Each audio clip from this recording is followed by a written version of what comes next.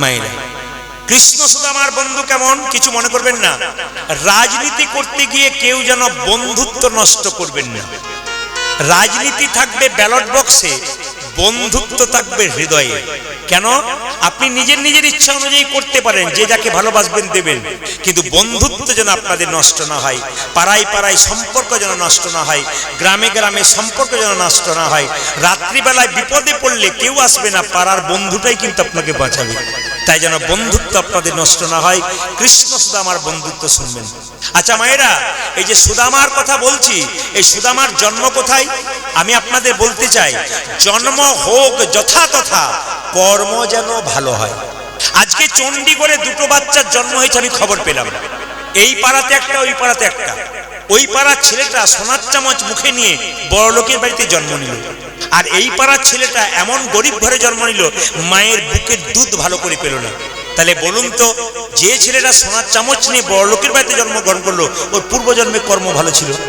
আর যে এই জন্মে দেখবেন মায়েরা এইখানে ভিখারির ঘরে জন্ম নিল, বুঝবেন তার কর্ম খারাপ হলো। তাহলে জন্ম আপনার যেখানে হোক, কর্ম যদি ভালো হয়, তাহলে পরের জন্মে ফল কিন্তু আপনি ভালো পাবেন। তাই এই জন্মে যে কুলেই জন্ম হোক, যেমন কুলেই হোক না কেন, আপনার যেন কর্ম আপনার ভালো হয়, কৃষ্ণ পদে মতি হয়, আপনার জীবন সুন্দর হবে। তাই সবাই লক্ষ্য করুন মায়েরা, সুদামা কোথায় জন্ম নিল? পদকর্তা বলছেন, ও গো বৃন্দাবন ধাম। আমি পরে জিজ্ঞেস করব কিন্তু, বিধর্ম গ্রাম। মায়েরা, ব্রাহ্মণ মটুকের ঘরে ও বৃন্দাবন, আমার বৃন্দাবন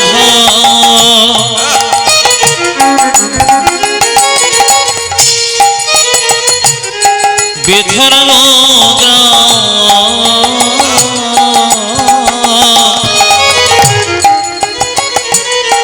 ব্রাহ্মণ মটুকের ঘরে গো বৃন্দাবন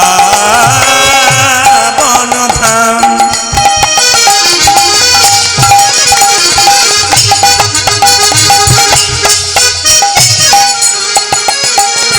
বিধর্ম গ্রাম, ব্রাহ্মণ মটুকের ঘরে গো আজ বৃন্দাবন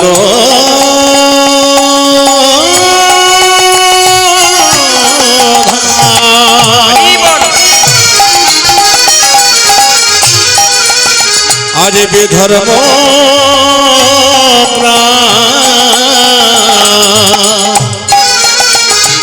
ব্রাহ্মণ মটুকের ঘরে। শুভ কার্তিক মাস, উত্থান একাদশী, জন্ম নিল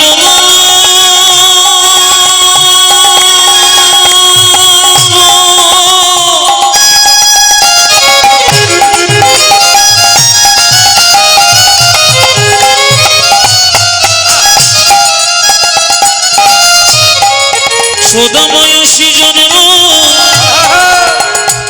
নিল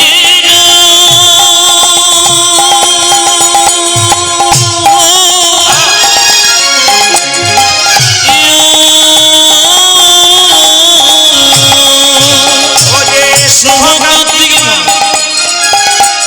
উত্থান একাদশী, শুভ কার্তিক মাস, উত্থান একাদশী, শুভ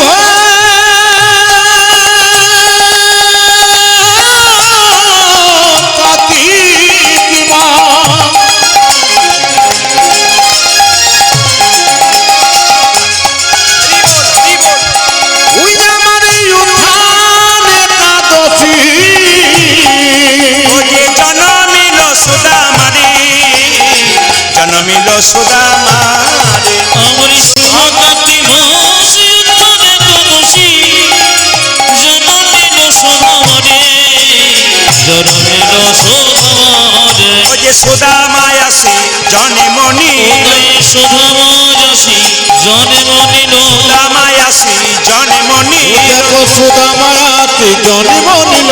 ভারতী ভূমি ধন্য হলো, সুদামায়াসী জনমনি। ভারত ভূমি ধন্য হলো, ও যে সুদামায়াসী জনমনি, ভারত ভূমি ধন্য হলো, সুদামায়াসী জন্ম নিল, আজ ভারত ভূমি ধন্য হলো, সুদামায়াসী জন্ম নিল, সুদামায়াতি জন্ম নিল।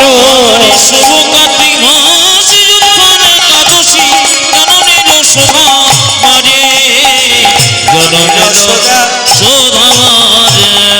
আচ্ছা, সুদামার জন্ম হলো বৃন্দাবনের একটা গ্রাম, তার নাম বিধর্ম গ্রাম। কীর্তন শুনতে আসা মানে জানা, বিধর্ম গ্রাম।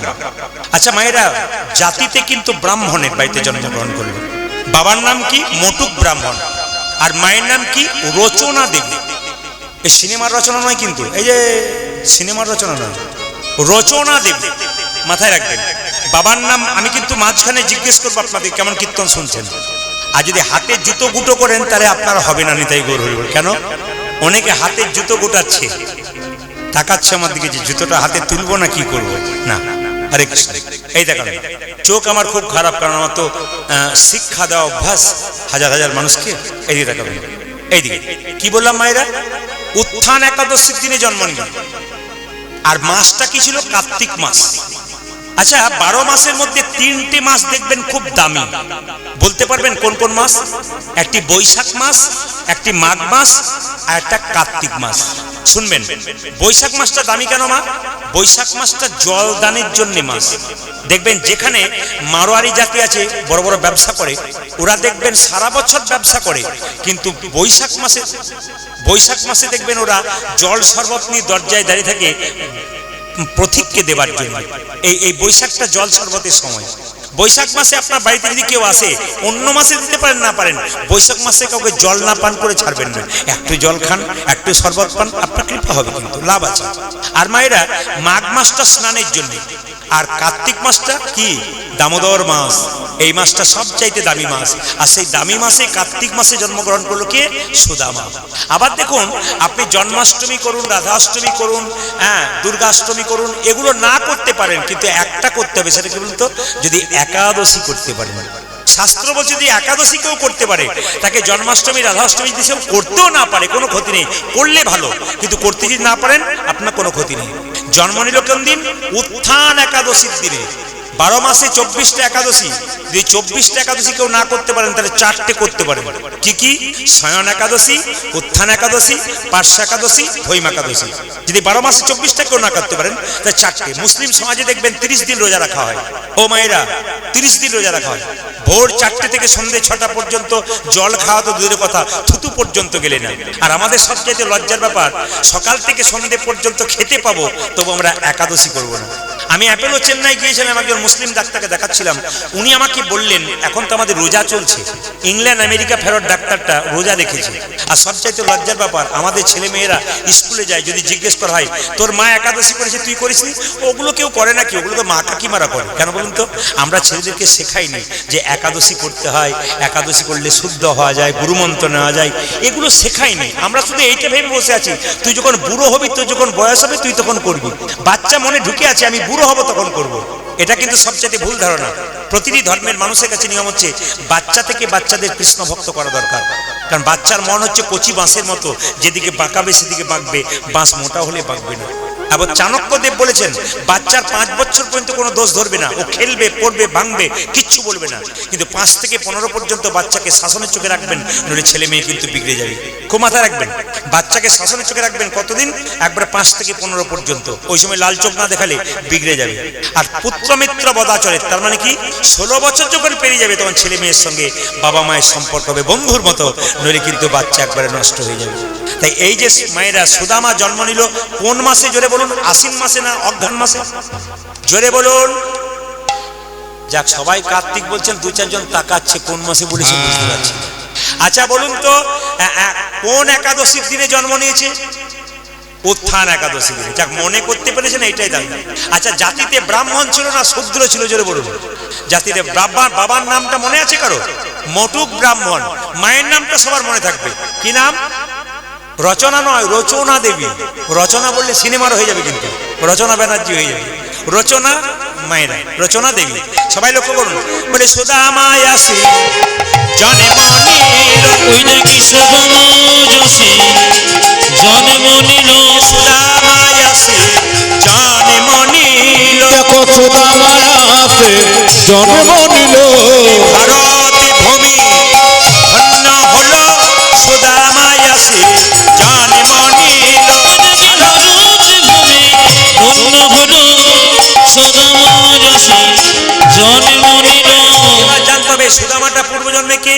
বলে তে তার ভরত এসে জানে মনি, তেতাই ভরত এসে জনমনির তার ভরত এসে জানে মনি, পুত্রপ্রায় ভরতে এসে জন্ম নিল। তারপরেতে সুদামা হলো ভরত এসে জন্ম নিল। সুদামা হলো ভরত এসে জনমনির পরে দে সুদামা হলো, ভরত এসে জনমনির পরে দে সুদামা হলো, ভরত এসে জনমনির ভরত এসে জনমনির। এইবার সবাই লক্ষ্য করুন, একটা রামায়ণের দিকে যাব, সবাই তাকান যে যেখানে বসে আছেন। আচ্ছা, রামচন্দ্র কত বছরের জন্য বনবাসে গিয়েছিল? 12 বছর। দু একজন 14 বলেছে, আমি যখন বললাম 12 বছর তখন অনেক মা বলছে 12 বছর।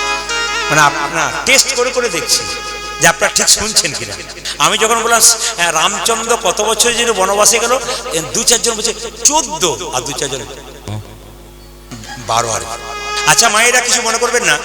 আচ্ছা বলুন তো, রামচন্দ্র 14 বছরে বনবাসে গেল, কেন 12 বছরে গেল না? খুব শিক্ষার জিনিস কিন্তু। রামচন্দ্র কেন 10 বছরের জন্য গেল না? রামচন্দ্র কেন 16 বছরের জন্য গেল না? শিখতে হবে। আমাদের শাস্ত্র বলছে, কেউ যদি 12 বছর ঘর থেকে পালিয়ে যায়, আপনার বাড়ির কোনো ব্যক্তি যদি 12 বছর বাইরে চলে গেছে, সেই ব্যক্তিকে মৃত বলে ঘোষণা করা যায় এবং তার সাধ্য কাজ করা যায়। শুনবেন ভালো করে। যদি আপনার বাড়ি থেকে কোনো ছেলে পালিয়ে যায়, তার 12 বছর সন্ধান পেলেন না, আপনি শাস্ত্র অনুযায়ী তার শ্রাদ্ধ করে দিতে পারেন, তার সমস্ত নিয়মকরণ করতে পারেন। এ নিয়ম। তখন কই 14 বছর চাইলো কেন?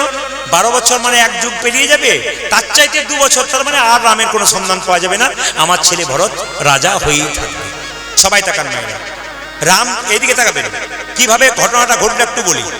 একদিন রাজা দশরথ সিংহাসনে বসে আছে, হঠাৎ দেখতে পেল তার চুলের এই জায়গাটা পাকছে। এইদিকে যাদের দেখবেন চুলের এই জায়গাটা পাকছে, মানে বুঝবেন তার কিন্তু চিঠি পাকা হচ্ছে। কিছু মনে করবেন না।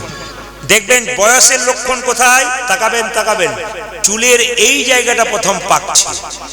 আর দ্বিতীয়, যখন এরকম করে আয়না দেখছে, তখন রাজমুকুটটা বাম দিকে হেলে গেছে। রাজা দশরথকে রাজমুকুটটা বলতে চাইছে, আর তোমার মাথায় থাকবো না, এবার রামের মাথায় পরিয়ে দাও। আচ্ছা বাবা, এই এতজন কীর্তন শুনতে এসছেন, বয়স্ক বাবারা যারা আছেন, জেনে নিন, পৃথিবীর রাজা হলো কৃষ্ণ, পৃথিবীর রাজা ভগবান কৃষ্ণ। সংসারে একজন মালিক আছে, কিন্তু তিনি বয়স্ক বাবা বা বয়স্ক মা। সংসারে যদি সরকার থেকে আসে বলে সংসারের মালিককে, বাবা না বাজলে মাকে বলে, আর মা বেঁচে না থাকলে বাবাকে বলে, যে বাবা হচ্ছে মালিক, বাবা হচ্ছে রাজা। আচ্ছা, আপনি সংসারে রাজা হয়ে বসে আছেন, মালিক হয়ে বসে আছেন, আপনার রাজমুকুটটা হেলেছে, আপনি কখন বুঝবেন? সারাদিন পরিশ্রম করে যখন বাড়ি এলেন, বৌমাকে 1 গ্লাস জল চাইলেন, যখন 1 ঘন্টা পর 1 গ্লাস জল আসবে, তখন বুঝবেন আপনারও রাজমুকুটটা হেলতে শুরু করেছে। কীর্তন হচ্ছে বাস্তবের সঙ্গে বড় মিল আছে, খালি তত্ত্বগুলো দেখবেন কি শিক্ষা আছে। মায়েরা, যখন আপনার বয়স হবে, আপনাকে সংসার চাইছেন, আপনি বুঝবেন কি করে? 1 কাপ চা করে দাও তো বৌমা, বুঝবেন আধ ঘন্টা পরে আসছে, মানে আপনাকে আর চাইছে না। এই সংসার এরকম বেঈমান কেন বলুন তো? যতক্ষণ দেবেন ততক্ষণ ভালোবাসবে, দেওয়া বন্ধ করুন, সংসার ভালোবাসবে না। এখানে যারা বাবা হয়েছেন, আপনার বাচ্চাকে প্রত্যেকদিন 1টা করে লজেন্স আনুন, প্রত্যেক দিন বাজার থেকে 1টা করে লজেন্স এনে দিন, 10 দিন বন্ধ করে দিন, আপনার ছেলে আপনাকে বাবা বলবে না, অভিমান করে বসে থাকবে। এই সংসার শুধু নিতে চাই কিন্তু দিতে চাই না। তাই বারবার বলবো, আপনি সংসারে কর্তব্য কর্ম করবেন, কিন্তু আসল কর্তব্য ভুলবেন না। এইদিকে রাজা দশরথ একবার যুদ্ধে গিয়েছিল, তার আঙ্গুলের মধ্যে প্রচন্ড বড় ঘা হয়ে গিয়েছিল। চিকিৎসা শুরু হলো, কিন্তু কবিরাজ বলল, তোমার চিকিৎসাতে ভালো হবে না, টোটকা চিকিৎসা বলি। তোমার এই আঙ্গুলটা, তোমার 3টে রানী মধ্যে কেউ যদি আঙ্গুলটা মুখে ভরে লালা দিয়ে পরিষ্কার করতে পারে, তাহলে তোমার আঙ্গুলটা ভালো হয়ে যাবে। সবাই তাকান। রাজা দশরথে কটা রানী ছিল জোরে বলুন? কটা রানী ছিল? জোরে বলবেন, ভয় কিছু নেই। কটা রানী বলুন? 3টে। এখন রাজা দশরথের ভরসা ছিল কৌশল্যার ওপর। কৌশল্যা, আমার আঙুলটা ক্ষত হয়ে গেছে, ঘা হয়ে গেছে, তুমি লালা দিয়ে পরিষ্কার করতে পারবে? কৌশল্যার ওপর এত বিশ্বাস ছিল, সে বলে উঠল, স্বামী আমি সব পারবো, কিন্তু তোমার ওই আঙুলটা আমি লালা দিয়ে পরিষ্কার করতে পারবো না। কৌশল্যা বাদ। সুমিত্রার উপর, সুমিত্রা এদিকে এসো, তুমি পারবে আমার এই আঙুলটাকে লালা দিয়ে পরিষ্কার করতে মুখের ভেতরে ঢুকিয়ে? স্বামী সব পারবো, ওইটা বাদ দিয়ে। যার উপর ভরসা করে নাই সে এলো কে? কই কই। এ সংসারে তাই বটে, যাকে আদর দিয়ে বড় করলেন, যার উপর আপনার বিশ্বাস থাকে এ আমার শেষ পর্যন্ত করবে, এ করবে না। যাকে অবহেলা করলেন সেই দেখবেন একদিন আপনার পাশে এসে। এ সংসারের নিয়ম, এটাই নিয়ম। কই কই এসে বললো, স্বামী তোমার কি হয়েছে? আঙুলে ঘা হয়েছে, আমি পরিষ্কার করে দেবো। তুমি? হ্যাঁ আমি পরিষ্কার করে দেবো। দেখি দেখি দেখি দেখি দেখি দেখি। মাসের পর মাস, বছরের পর বছর কই কই কি করলো? আঙুলটাকে মুখে ভরে লালা দিয়ে পরিষ্কার করতে লাগলো। একদিন রাজা দশরথ আঙুলটা যখন ভালো হয়ে গেল মায়েরা, তখন রাজা দশরথ বললো, কই কই তুমি আমার জন্য এত করলে, দুটো বর তোমাকে দেবো, তুমি যা চাইবে চেয়ে নাও। কই কই বলছে, স্বামী সেবা করবো, তার জন্য বরের কি আছে? আরে বাবা ওগুলো কোনো ব্যাপার নয়, তুমি তো আমার স্বামী, স্মৃতির সিঁদুর হাতের শাখা, মেয়েদের একমাত্র দামি জিনিস। এটা যদি চলে যায় তাহলে এর যে কি মান, যতক্ষণ আছে বুঝবেন না, চলে গেলে বুঝতে পারবেন। আচ্ছা বাবা কিছু মনে করবেন না, দুর্গা পুজোর সময় সিঁদুর খেলা হয় না? জোরে বলুন। হ্যাঁ না জোরে বলবেন। আচ্ছা সিঁদুর খেলা করতে গিয়ে যদি সিঁদুর খেলাতে মজা করতে যান, সিঁদুর ওকে দিতে গিয়ে একে দিতে গিয়ে সিঁদুর যদি মাটিতে পড়ে, আপনার স্বামীর আয়ু কিন্তু ক্ষয় হয়। খুব মাথায় রাখবেন, যারা প্রকৃত সতী নারী তারা সিঁদুর নেওয়ার সময় আঁচলটাকে এরকম করে পাতে কেন? যাতে সিঁদুরটা আমার মাটিতে না পড়ে যায়। শিক্ষা আছে কিন্তু, সিঁদুরটা যদি মাটিতে না পড়ে যায় তো সিঁদুর, দেখুন আপনারা যখন সিঁদুর খেলা করেন, আমি দেখেছি দুর্গা পূজার সময় আমাদের ওখানে মেয়েরা একে সিঁদুর দিচ্ছে, দৌড়ে ওকে দিচ্ছে, সিঁদুর মাটিতে পড়ে যাচ্ছে। সিঁদুর খেলার জিনিস নয়, সিঁদুর শ্রদ্ধার জিনিস, সিঁদুর ভক্তির জিনিস। এক চিমটি সিঁদুরের যে কি দাম, আপনার পাশের বাড়ির মেয়েটা যে বিধবা হয়েছে একমাত্র সেই বুঝতে পারছে এক চিমটি সিঁদুরের কি দাম। ওর কাছে কি বুঝতে পারবেন সিঁদুরের কি দাম। তাই বারবার বলবো, সিঁদুরকে অপমান করবেন না, যাতে মাটিতে না। কই কই বললো, সময় মতো চেয়ে নেবো, কোনো অসুবিধা নেই। রাম রাজা হবে। দশরথ বললেন কাল সকালে রাজ্যাভিষেক হবে, সবাই দেখান রাম রাজা হবে। তখন কই কই ফুলের মালা গাচ্ছে। একটি মেয়ে কানের মধ্যে বিষ ঢালতে এলো। এ কই কই কি করছিস? মালা গাচ্ছি। কার জন্যে? রামের জন্যে। কেন? রাম রাজা হবে। মেয়েটি বলে উঠলো, রাম রাজা হলো তো তোর কি হবে? কৌশল্যা তো রাজমাতা হবে, তুই তো ভিখারিনী হবি। আচ্ছা বলুন তো মায়েরা, যে মেয়েটা কানে বিষ ঢাললো ওই মেয়েটার নাম কি? জোরে বলুন, সবাই মিলে বলুন। এমন ভাবে বলছেন যেন আপনাদের পাড়ার মেয়ে বোধ হয়। না না না, শুনে নিন, আসলে আপনাদের সংসারও মন্থরা আছে। এখানে কীর্তন শুনছেন মন দিয়ে, যদি আপনার কানে কেউ ফুসফাস করছে বুঝবেন মন্থরা পার্টি কিন্তু আপনার কাছে এসেছে। দেখে নেবেন আপনি, যদি কীর্তন খুব মন দিয়ে শুনছেন, যদি আপনার কানে কেউ বিষমন্ত্র দিচ্ছে জানবেন আপনার মন্থরা এসেছে। ও মায়েরা, এখন কথা হচ্ছে দেখুন, এ সংসারে কেউ যদি বিষ খায় সে হসপিটালে গেলে বেঁচে গেলেও যেতে পারে, কিন্তু কানে যদি কেউ বিষ নেয় ও তো মরবেই, গোটা সংসারটা নিতাই গৌর হরিবোল হয়ে যাবে। তাই বলবো কারো কানের বিষ নেবেন না। অনেক মেয়েরা বলবে তোর অত খাটাখাটনির কি দরকার আছে, ও বসে বসে খাবে তুই খেটে মরবি, এটা হচ্ছে বিষ, আপনার ভালো দেখতে পাচ্ছে না। আমি বলবো আপনি অমৃত নিন, হরিনাম নিন, বিষ নেবেন না, দেখবেন সংসার ভালো হবে। কই কইকে বলে উঠলো, কই কই তুই যে দশরথের সেবা করেছিলি রাম রাজা হবে, তুই তো কিচ্ছু পাচ্ছিস না। এক কাজ কর, তোর দুটো বর পাওনা ছিল তুই চেয়ে নিবি। কখন? আর সকালবেলায় রাম যখন রাজা হলো। তুই এক কাজ কর, বিছানায় শুয়ে পড়, নিয়ে বালিশে মুখ লুকিয়ে কাঁদতে শুরু কর। রাজা দশরথ জিজ্ঞেস করবে কাঁদছে কেন, তুমি তখন বলে দেবে আমার দুটো বর পাওনা আছে। রাজা দশরথ আজকে আনন্দ করছে, রাম রাজা হবে, সবাই আছে কিন্তু কই কই নাই। কই কই বালিশে মুখ চেপে কাঁদছে। কই কই তুমি কাঁদছো কেন? স্বামী আমার আজকে আনন্দের দিন, আমি জানি তুমি দুটো বর চাইবো বলেছিল, চাইতে বলেছিলে, আজ আমি চাইবো। আরে চেয়ে না, আনন্দের দিনে রাম রাজা হবে। ও তবে শোনো, আমার প্রথম বর কি? রামচন্দ্রের 14 বছরের বনবাস। দ্বিতীয় বর কি? পুত্র ভারতের সিংহাসন। রাজা দশরথ চমকে উঠলো, কই কই তুমি যদি আমার চাইতে ছোট না হতে তোমার পা ধরে আমি বলতাম রাম আমার শুধু সন্তান নয়, আমার হৃদয়। রাম যদি চলে যায় তাহলে আমি কি নিয়ে বেঁচে থাকবো?